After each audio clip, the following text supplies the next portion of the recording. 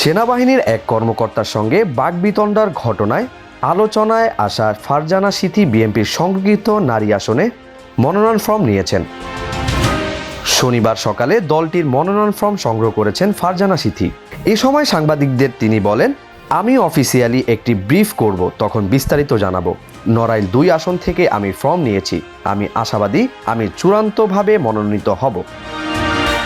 জানা গেছে ফারজানা সিথির বাড়ি যশোর। তিনি আন্তর্জাতিক স্বেচ্ছাসেবী সংস্থা দ্য হ্যাঙ্গার প্রজেক্ট বাংলাদেশের বরগুনা সদরের সাধারণ সম্পাদক হিসেবে দায়িত্ব পালন করছেন।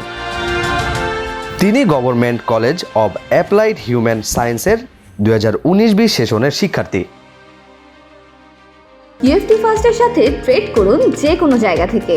ক্যাম্পাসে ক্লাসের ফাঁকে, ঢাকার জ্যামে বসে কিংবা ঘরে বসে ট্রেডিং এখন হাতের মুঠোয়। তাই ট্রেড করুন যখন খুশি, যেখানে খুশি।